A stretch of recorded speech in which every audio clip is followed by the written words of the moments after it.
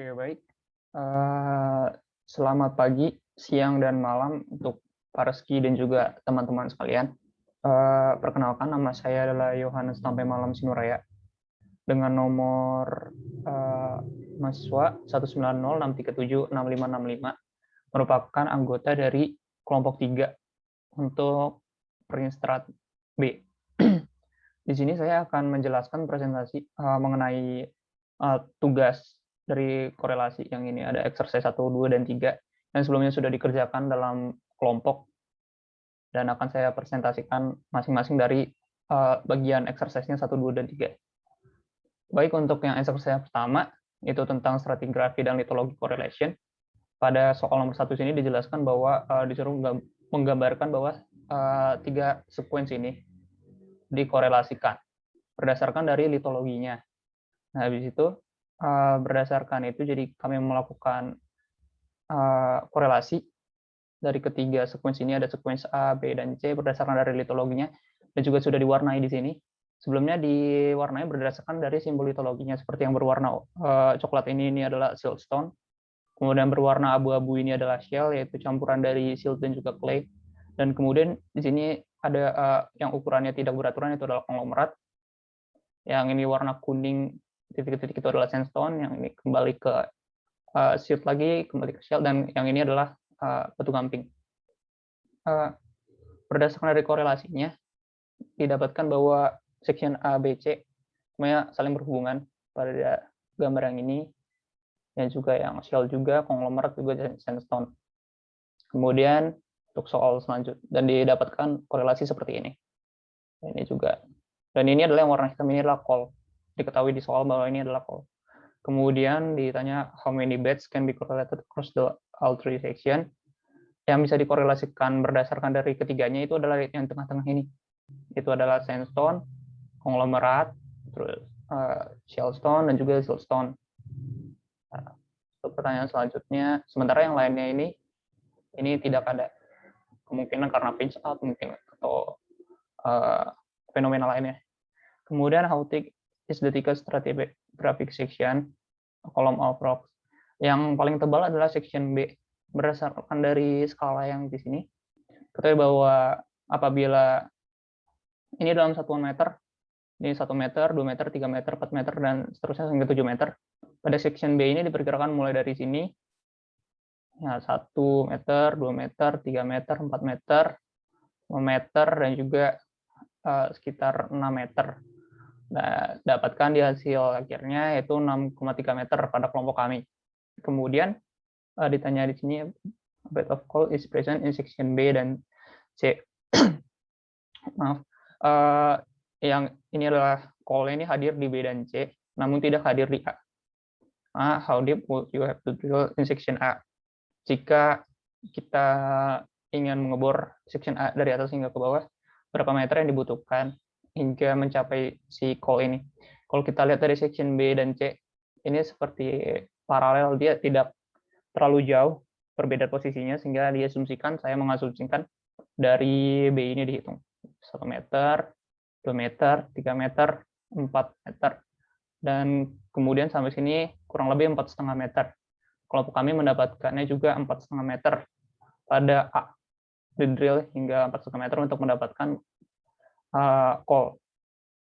Kemudian soal selanjutnya adalah draw lines to correlate the two section below. Ini berdasarkan berdasarkan dari litologinya juga, dan kemudian kami warnakan berdasarkan dari litologinya juga. Ini ada konglomerat, kemudian ada shellstone, siltstone, batu gamping, kemudian balik konglomerat lagi, kemudian ke shellstone, dan juga maaf ini siltstone, dan juga kembali ke shell. Sama juga di sini, cuman bedanya di sini ada sandstone dan juga coal. Kemudian pertanyaan selanjutnya, which section A or B contains an unconformity? Yang mengandung unconformity itu adalah ketidakselarasan yang sudah kami pelajarin sebelumnya, itu adalah A. Karena di sini di B kita lihat ada perlapisan sandstone dan juga coal, tapi hilang di sini. Itu mungkin diperkirakan karena adanya pinch out dari aktivitas transgresi atau regresi.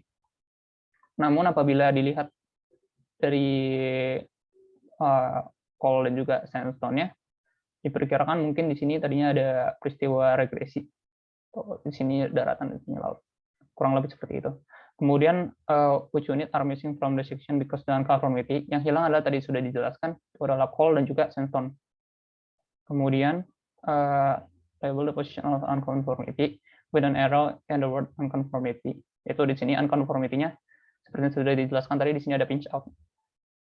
Yang sandstone dan coal-nya tidak ditemukan di sini. Kemudian what type of unconformity is it? Jadi tipe unconformity-nya adalah disconformity.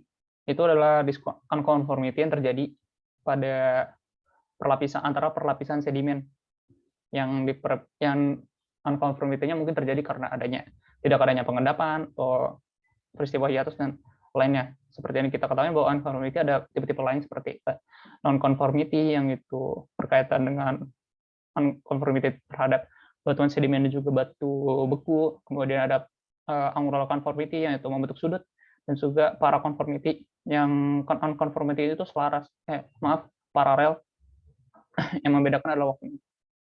Kemudian ditanya di sini ada draw correlation lines between the three section below, not the units vary in thickness in each section.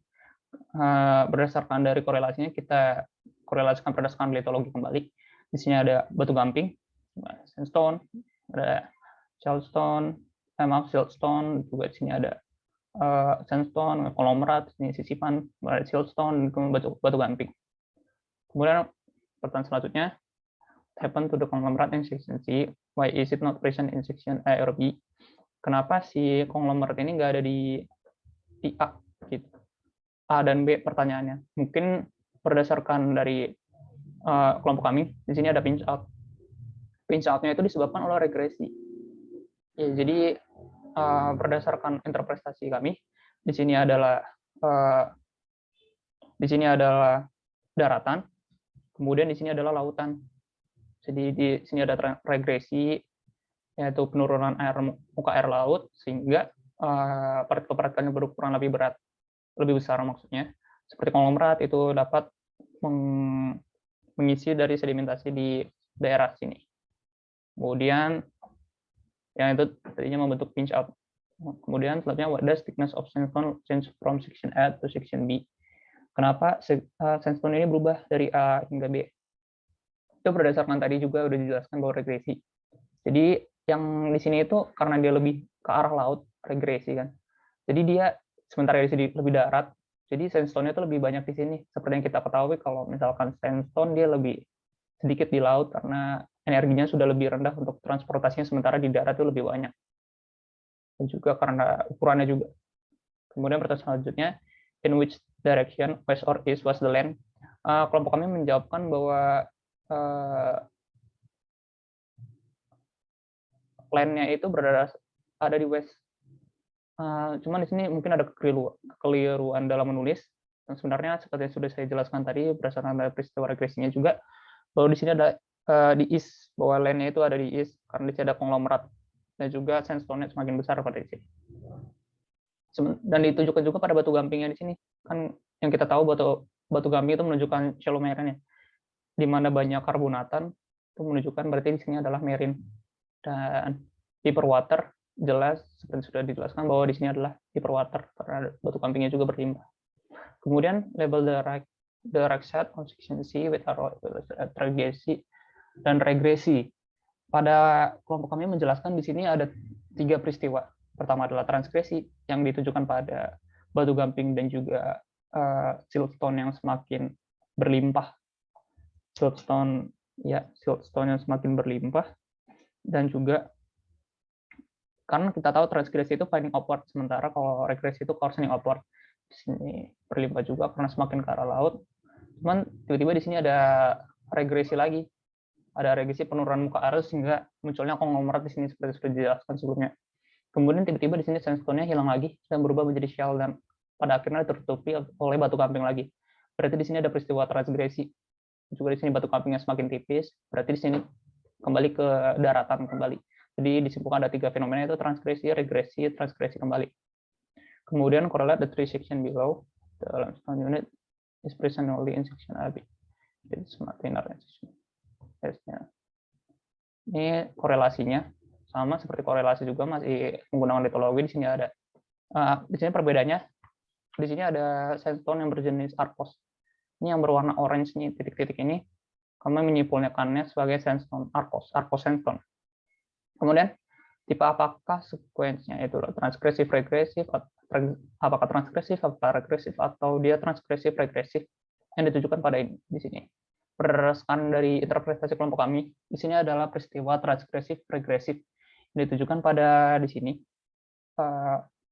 Di sini yang sandstone-nya hilang, malah berubah jadi shell, dan juga di sini shell-nya tebal, sehingga muncul batu gamping. Berarti di sini ada peristiwa transgresif. Kemudian batu gampingnya menurun kembali, dan juga di sini tertutupi lagi oleh shell. Yang berarti di sini semakin ke darat lagi, dan juga di ada sandstone, berarti di sini regresif. Ini transgresif, regresif. Di east-nya ini adalah daratan, dan west-nya ini adalah lautan. Kemudian label the column on the left with a pointing arrows to the sequence representing regression and transgression. Jadi seperti sudah dijelaskan bahwa di sini adalah transgresif, juga di sini adalah regresif lagi, seperti itu. Kemudian seperti yang sudah dijelaskan bahwa yang semakin di dekat ke daratan kan tadi transgresif, regresif. Ini ada batu gamping, berarti ini shallow marine. Dan yang paling daratan adalah yang ini. Dan litologi apa yang paling dekat dengan daratan itu adalah arkos, yang sudah seperti saya jelaskan tadi, arkos sandstone. Fasis apakah yang jauh dari daratan? Fasis yang paling jauh yaitu ada limestone.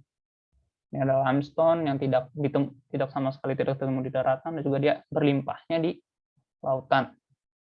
Kebanyakan datangnya dari proses transgresi. In which direction west or east was the land? Seperti sudah dijelaskan bahwa ini adalah land dekat dengan daratan, yang sementara ini semakin dekat ke lautan. The east, ini the east. Kemudian untuk exercise 2, di sini tentang correlation biostratigraphy berkaitan dengan fosil yang dikumpulkan di Oligocene sequence di lautan. Kemudian berikut data yang kami miliki yaitu ada benthic forum, kemudian ada planktonic forum. Seperti yang kita tahu, benthic forum dia di sini digunakan sebagai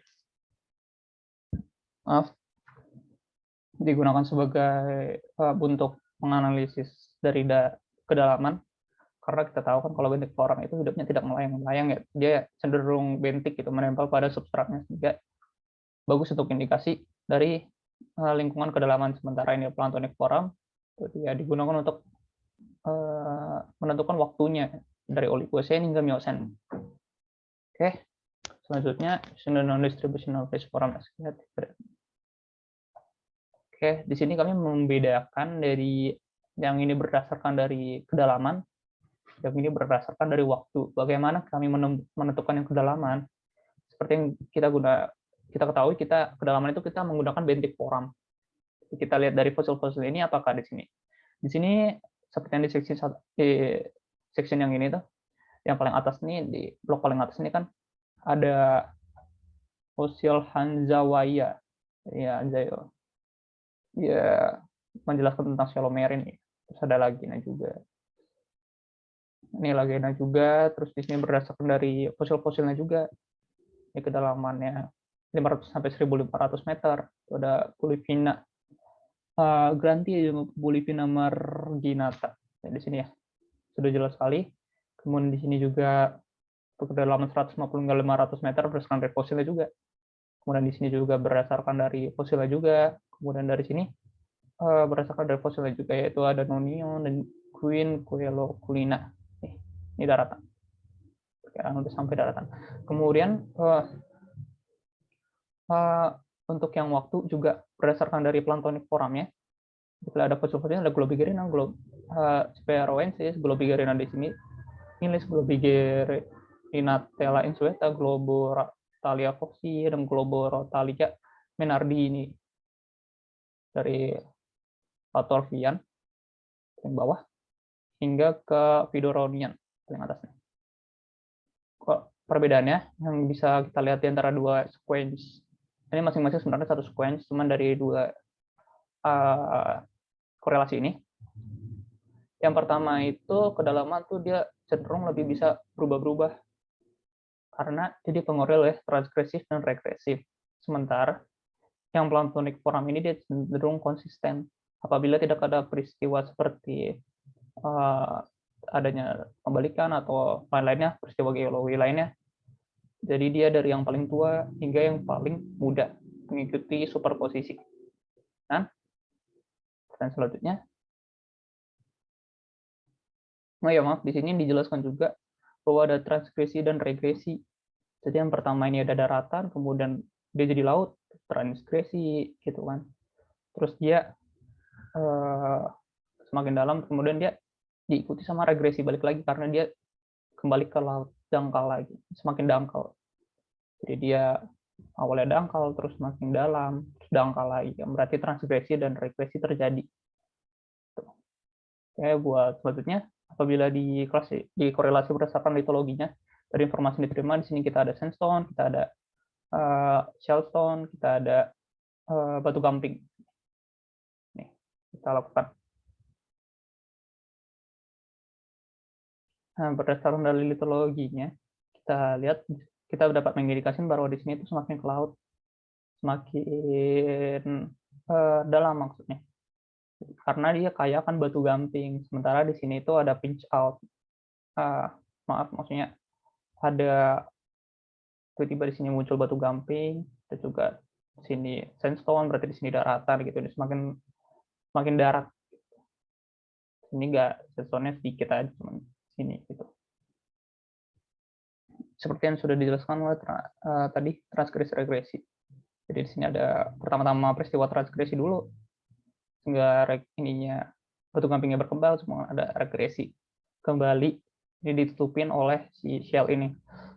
Sama seperti yang sudah dijelaskan di sini. Jadi ada transgresi dulu, kemudian regresi. Begitu. Itu ada lingkungannya.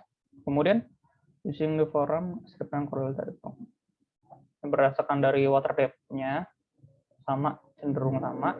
Jadi dia misalkan di sini rekan dari bentip forumnya di sini ada transgresi dulu. Jadi semakin dalam. Kemudian ada regresi kembali.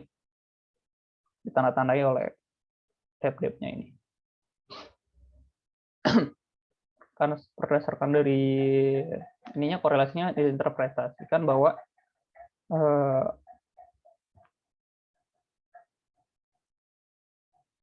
ini kan ada B yang nggak ada di A. Itu sama saja seperti yang litologi ini menjelaskan tentang transgresi lebih dulu, kemudian regresi. Adanya pinch out juga menjelaskan. Kemudian kalau berdasarkan dari waktunya ini cenderung lebih konsisten ya. Dia di sini ada di Latorvian, kemudian dia ke Aquitanian, kemudian Burdigalian, dan juga Pindoronian di sini. Apa yang bisa dijelaskan dari interpretasi ini? Yang dijelaskan pada interpretasi ini pada Latorvian, pada Aquitanian pada section C. Di sini diketahui bahwa sedimentasi red di sini cenderung lebih tinggi daripada B dan A pada Aquitanian, karena diperkirakan mungkin di sini karena yang sudah dijelaskan tadi, di sini lingkungan laut juga di sini, dan juga di mana banyak sekali perkembangan batu-batu gamping, dan juga sehingga pengendapan sedimen di sini yang C ini cenderung lebih cepat dibandingkan B dan A. Dan juga diketahui juga bahwa yang C ini semakin ke hilir, ya kan?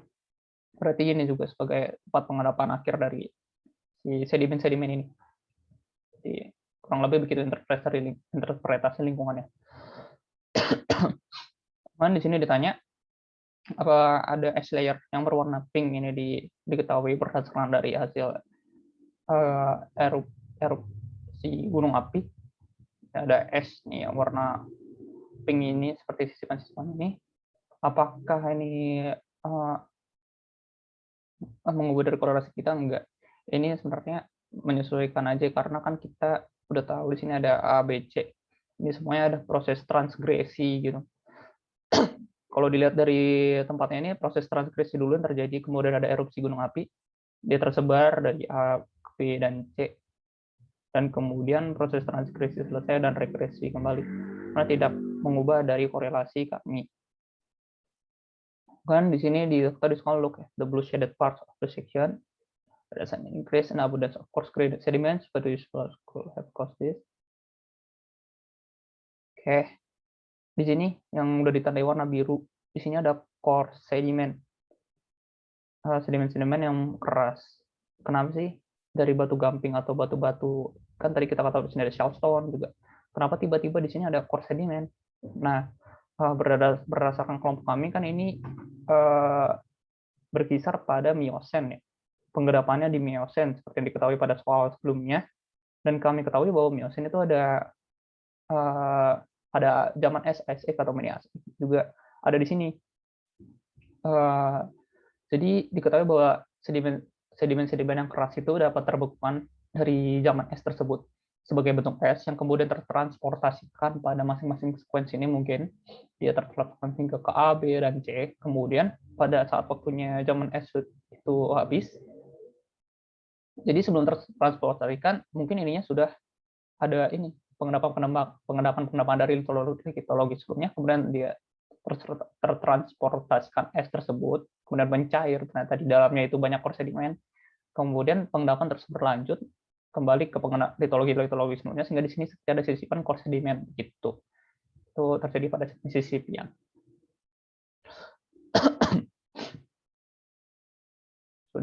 Sudah dijelaskan.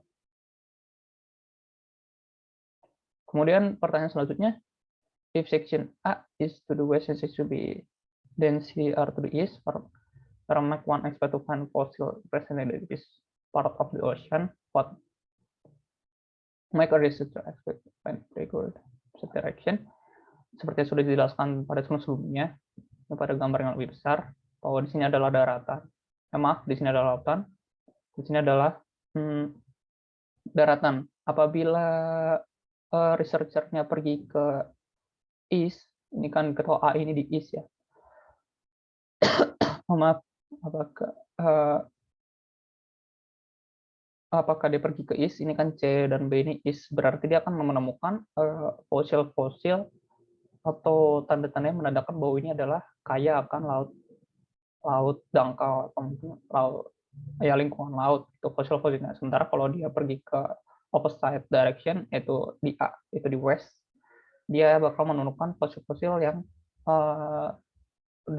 cenderung di dekat daratan, yang laut-laut dangkal hidupnya, seperti itu. Oke, baik. Jadi dia lebih kaya kalau pindah ke east, kalau dia research-nya di east. Kemudian kembali ke exercise 3 mengenai graphic correlation and biostratigraphy. Kemudian di sini ada part 1-nya, use letter abbreviation to complete the geology column at left in figure 1 with Cambrian at top and Mississippi at top. Formation illustrative. Jadi di sini saya jelaskan dulu, sini ada fossil range, ini ada F1, fosil ini F1 namanya, dan fosil 2 namanya F2. Kemudian di sini dibagi menjadi 5 section 1, region 1, region 2, region 3, region 4, yang unexplored, region 5 unexplored. Kemudian kami disuruh menentukan dari geologi kolomnya ini. Berdasarkan dari soal itu sudah kami tahu ya, baru Cambrian paling bawah, berarti Cambrian di sini, cuma Mississippian di atas. Kemudian kita lanjutkan saja, berarti di sini Cambrian, di sini Ordovician, di sini Silurian, di sini Devonian, dan juga di sini Mississippian. Kemudian using the stratigraphic range of species F1 and F2, what interference can you make about? Oh ya, sebelumnya bagaimana kita tahu rentang-rentang waktu ini? Yang rentang waktu ini kita lihat dari region 1 hingga region 3. Fosil F1 dia hidup di Ordovician, kemudian hidup di Cambrian, kemudian hidup di Silurian. Berarti dia rentangnya adalah Cambrian hingga Silurian. Kemudian yang fosil F2 kita ketahui di sini ada Mississippian, Devonian, kemudian di sini juga Devonian juga, kemudian dia hingga Silurian. Berarti dia dari Silurian hingga Mississippian. Kemudian inilah tengah-tengahnya yang terdapat dudonya, itu adalah Silurian. Kemudian di sini diketahui baru di sini adalah fosil F1. Jadi dia kemungkinan di sini adalah Cambrian hingga Silurian. Cuman kalau Silurian mungkin di sini bisa ditemukan fosil F2, jadi kemungkinan besar di sini adalah Cambrian hingga Ordovician. Ini. Sementara untuk yang region 5 sendiri terdapat 2 fosil di sini. Ini kita tahu di sini dua-duanya ada di Silurian, berarti di sini adalah diperkirakan umur dari batuan ini adalah Silurian. Ini terjawab sudah. Ini juga terjawab.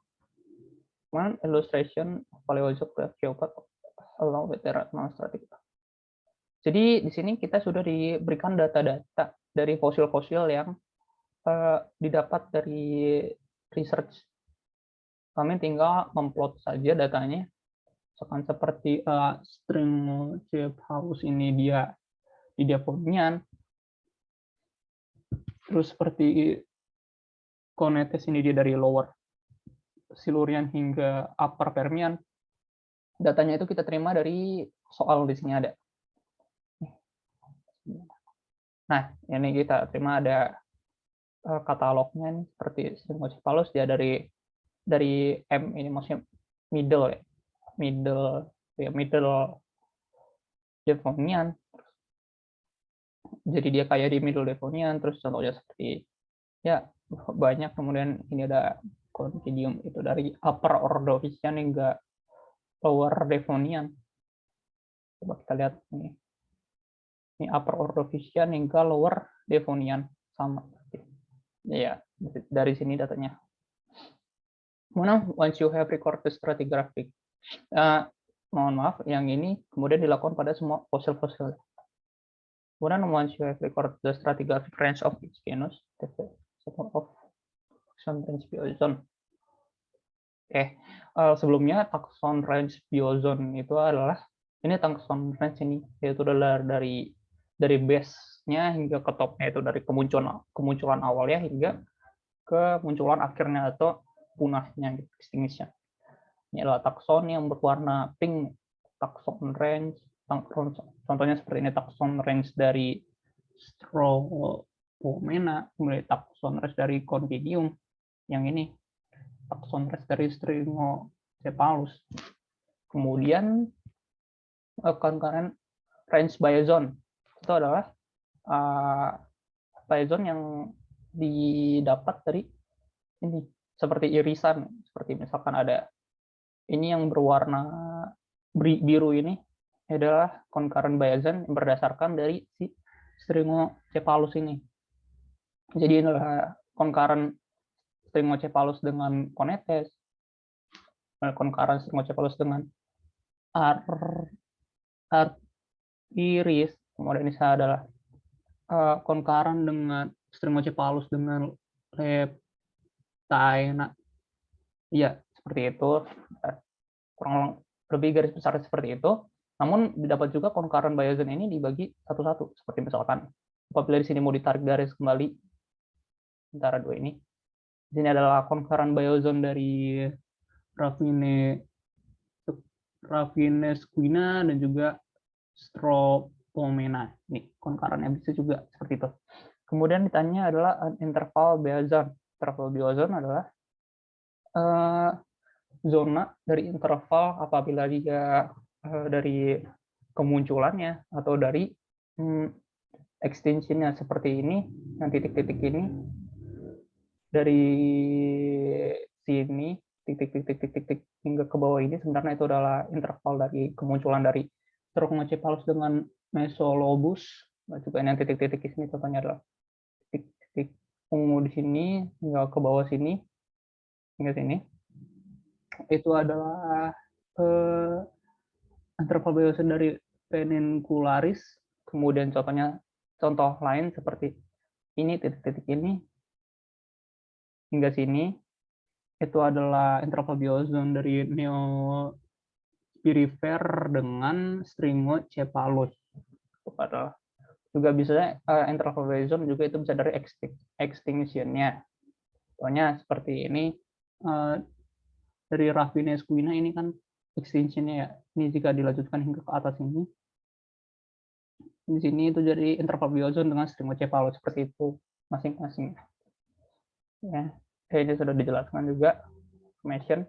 Kemudian pertanyaan selanjutnya, what is the geologic age of rock sample that contains the brachiopod? Oke, ditanya tahun geologi apa sih batuannya yang mengandung dari fosil-fosil ini. Kritospirifer itu ada di sini. Kemudian ada Atripa itu ada di sini. Kemudian komposita sini, di sini komposita ini. Kemudian leptaena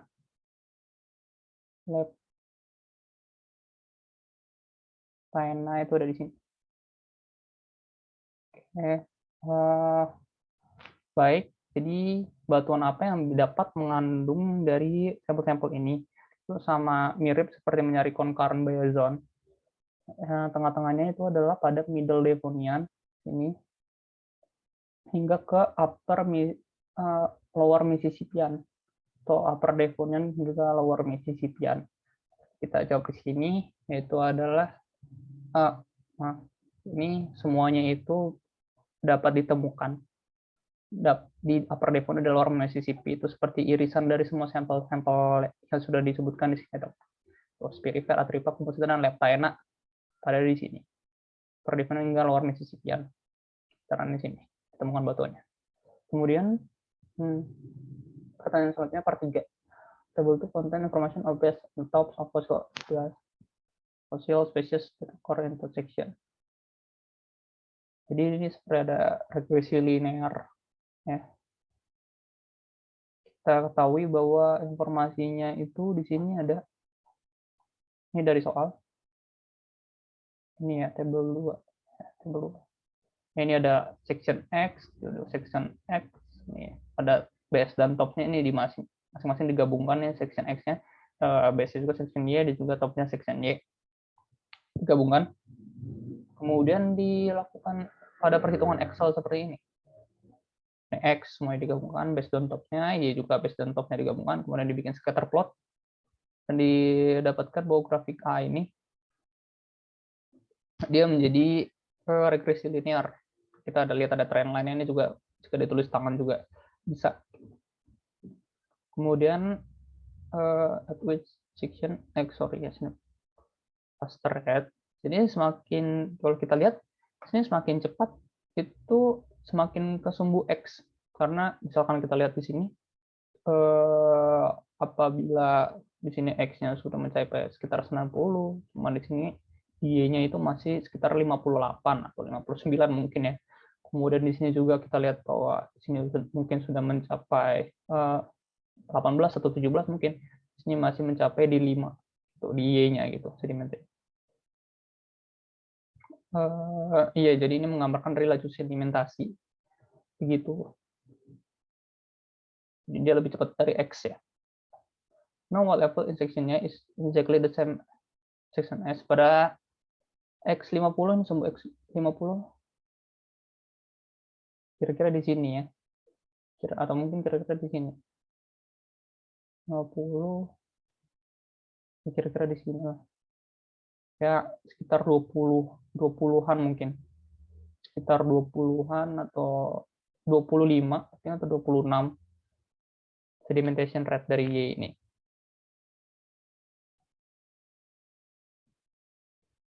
Berdasarkan dari kelompok kami itu menjelaskan bahwa 29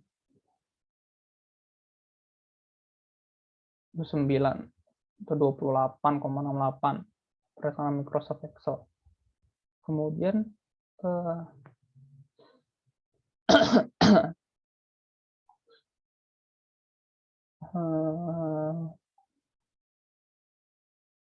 table 3 contains, ini sudah ke soal selanjutnya. Table 3 contains the information based on tops under group of 11 species. Ini ada table lainnya nih, berarti ini ada table lainnya, section X juga dan juga section Y juga sama kayak tadi, ada base tops juga pada masing-masing sectionnya mulai dibentuk regresi linear dan hasilnya itu seperti ini. And is the line of correlation straight line change in slope. Ya, terdapat perubahan slope di sini. Mungkin di sini ada naik, terus makin cenderung ke X, mungkin di sini Y-nya itu terdapat hiatus mungkin, atau terdapat pengendapan yang berhenti gitu, mungkin dari berbagai faktor geologi gitu dapat terjadi, sehingga pengendapan di sini cukup terhenti atau melambat gitu, sehingga dia semakin ke X, perbedaan slope sedimentasinya. Kemudian, what does the line of correlation tell you about the rate of sedimentation in the lower part of section Y relative to the rate of sedimentation? Kalau kita tahu di sini itu sebenarnya pada lower part-nya ini, pada awal-awal si Y-nya ini dia lebih tinggi dibandingkan si X. Ya, dia lebih tinggi sedimentation rate-nya, makanya sedimen yang terendapkan juga semakin besar gitu dalam hitungan meternya, di sini lebih tebal gitu. Bandingkan sama di X, cuman lama-kelamaan dia perubahan slope ini menyebabkan si X ini sedimentation rate-nya lebih tinggi dari si X begitu. Jelaskan juga di sini.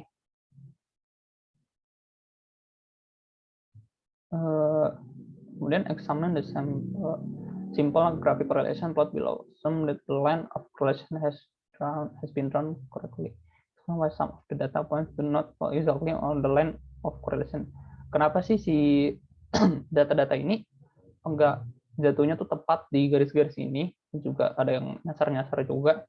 Terus seperti yang kita tahu bahwa karena di alam itu nggak ada proses yang ideal, semuanya itu tergantung dari faktor-faktor masing-masing, seperti ada erosi atau mungkin peristiwa geologi lainnya atau aktivitas dari organisme atau bioterobasi seperti itu, menyebabkan dari sedimen ini tidak ideal gitu, tidak ada yang ideal gitu.